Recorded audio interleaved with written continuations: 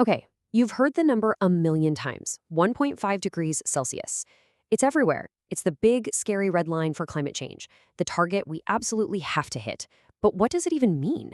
Well, today we're going to break it down. Right? I mean, 1.5 degrees, it sounds so small.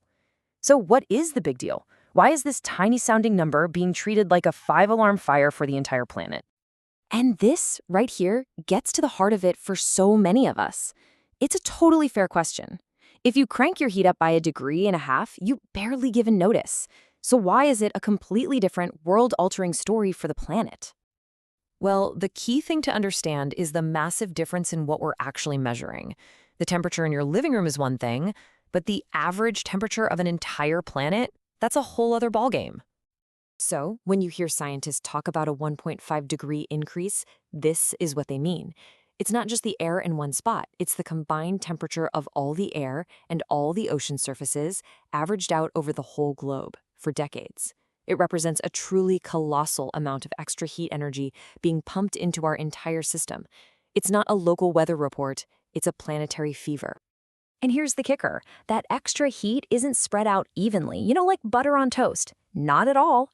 A 1.5-degree global average might actually mean the Arctic warms by 3 degrees, or a heat wave somewhere else is 5 degrees hotter than it should be. A tiny nudge to the average fuels massive swings at the extremes.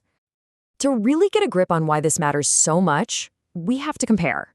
Let's look at the difference between hitting our 1.5-degree goal versus missing it and hitting 2 degrees instead.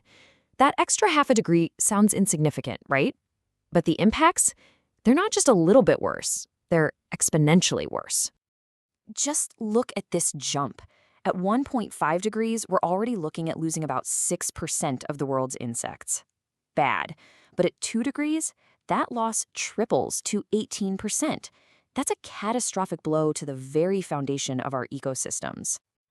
And for people, it's just as stark. At 2 degrees of warming, literally twice as many people will suffer through extreme, life-threatening heat waves compared to 1.5 degrees. We're talking hundreds of millions more lives put at risk. And then you have the points of no return. At 1.5 degrees, we might be able to save some of our coral reefs. It's a devastating loss, but something survives. At 2 degrees, the science is pretty clear. They are all gone, wiped out, period. And that's really the whole story in a nutshell. We're not choosing between a good outcome and a bad one. We're choosing between a bad outcome and a much, much worse one. That tiny half a degree is a world of difference. Okay, so now we know why 1.5 degrees is such a big deal. The next obvious question is, how are we doing? Where are we in the race to stay below it? And this is where we get a serious reality check from something called the carbon budget. Think of it just like a regular budget, but for pollution. To have a good shot at staying below 1.5 degrees, there is a hard limit on how much more CO2 we can put into the atmosphere. For all time, once we spend that budget, it's gone for good. So what do we have left in the account?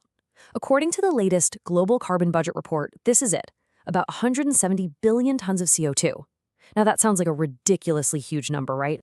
But here's the thing, at the record-breaking pace we're burning through it right now, that entire budget is gone in just 4 years. That is the timeline.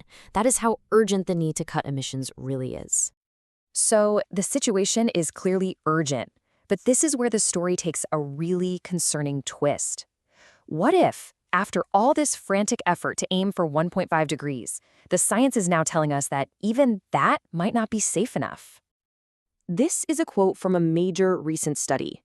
What it's saying is that scientists who study the world's giant ice sheets are now worried that our best-case scenario, our 1.5-degree target, might still be too warm to stop them from melting away. The Earth's own history book gives us a pretty stark warning. The last time the planet was consistently around the 1.5-degree mark, sea levels were 6 to 9 meters higher than they are today. That's 20 to 30 feet. And we're already at 1.2 degrees of warming right now. So, the deeply sobering implication is this. The warming we've already caused may have already pushed the Greenland and West Antarctic ice sheets past a point of no return. We might have already locked in several meters of sea level rise for future generations, even if we stopped all emissions tomorrow. Now, hearing all this can feel pretty overwhelming. It's like the goalposts are constantly moving, and the challenge is just impossible. But This new, frankly scary information is exactly why we have to start thinking about the 1.5-degree goal in a different way. This quote really drives it home. The changes we're making, especially to the ice sheets, are basically permanent on human timescales. Land lost to the sea won't be coming back for thousands of years. This isn't a mess we can just clean up later. The path forward demands huge systemic change across the board. We're talking a massive, rapid switch to renewable energy, a total rethink of how we use land and produce food, and a complete overhaul of our transport and industrial systems. The solutions are there, but they require us to move at a speed and scale we've never seen before. And this right here is the most important takeaway. 1.5 degrees isn't a magical cliff we fall off. If we miss it, all is not lost. Because 1.6 degrees is still way better than 1.7, which is a world away from 2 degrees. The real goal isn't to pass or fail a single test.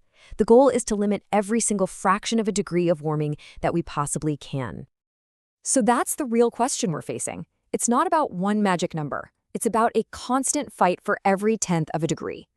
Because with every fraction we manage to avoid, we are actively choosing a better, safer, more stable future.